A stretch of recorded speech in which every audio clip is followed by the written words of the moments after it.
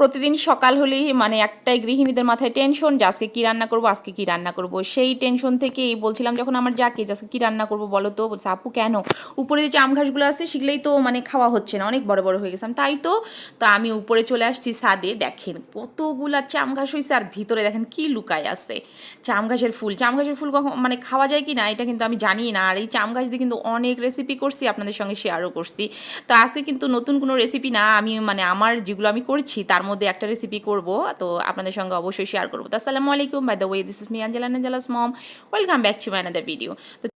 চাম ঘাস গাছগুলো এত বড় হয়েছে আর এত মোটা মোটা হয়েছে, দেখতে এত ভালো লাগতেছে। আর এগুলোর গোড়ায় আমার দেবর সার এবং মাটি দুটাই দিছে, যার কারণে দেখতেই পাচ্ছেন আমার হাতে আসতেছে না, একদম ভর্তি হয়ে গেছে।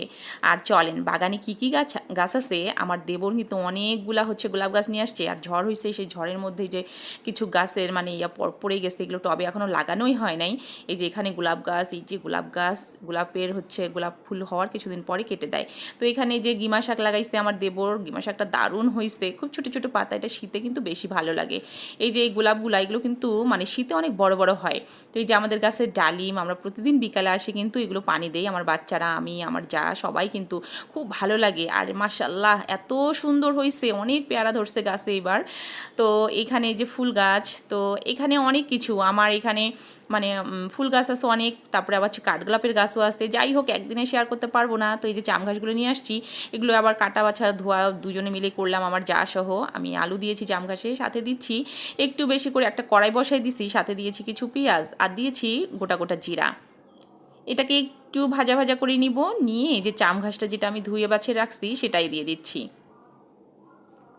তো আপনারা যারা খাবেন তারা অল্প পরিমাণে, আর আমাদের এত পরিমাণ হয়েছে মানে কাটার পরে দেখা যাচ্ছে এক কড়াই হয়ে গেছে। তো এটা আসলে অল্প মানে প্রত্যেকটা জিনিসের দেখবেন অল্প যত করা যায় ততই কিন্তু স্বাদ বেশি হয়। তো আমার যা আবার এগুলো দিয়ে কী করছে আমি আপনাদেরকে শেষে দেখাচ্ছি। তো এখানে আমি বেশি করে দিয়ে দিয়েছি কাঁচামরিচ, আর যেহেতু কালকে বৃষ্টি হয়েছে, বৃষ্টির কারণে কিন্তু হচ্ছে চাম ঘাসগুলো একটু হাতে ধরতেছে। তো এখানে বেশি করে কাঁচামরিচ দিতে হবে, আর লেবু থাকলে অবশ্যই লেবু খাওয়ার সময় নিয়ে নেবেন। আর একটু স্বাদ মতো লবণ দিয়ে দিচ্ছি। তো এটা যতক্ষণ না বসে ততক্ষণ পর্যন্ত আমি একটু নাড়াচাড়া করে দিব, যদিও নিচে লাগার সম্ভাবনা নাই কারণ পানি দেওয়া হয়েছে নিচে।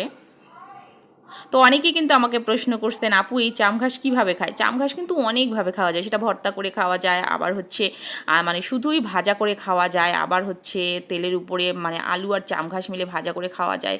যেইভাবে খাবেন সেইভাবেই কিন্তু অসাধারণ লাগবে। তো এই তো দেখতেই পাচ্ছেন চাম ঘাসগুলো অনেকটা হয়ে গেছে। হ্যাঁ, যেটা বলতে ভুলে গেছি, এখানে কিন্তু আমি গোটা গোটা কিছু রসুনের কোয়াও কিন্তু দিয়ে দিয়েছি। রসুনটা কিন্তু মুখে পড়লে খুব ভালো লাগে খেতে। তো এই তো দেখতেই পাচ্ছেন, চলুন একটু ভাত খেয়ে দেখাই আপনাদেরকে। এই যে এখানে আমার চাম ঘাস আছে, চাম ঘাসের ভর্তাও করছে আমার যা, শাক ছিল, মাছ ছিল, মিষ্টি কুমড়ার ভর্তা ছিল, আলহামদুলিল্লাহ।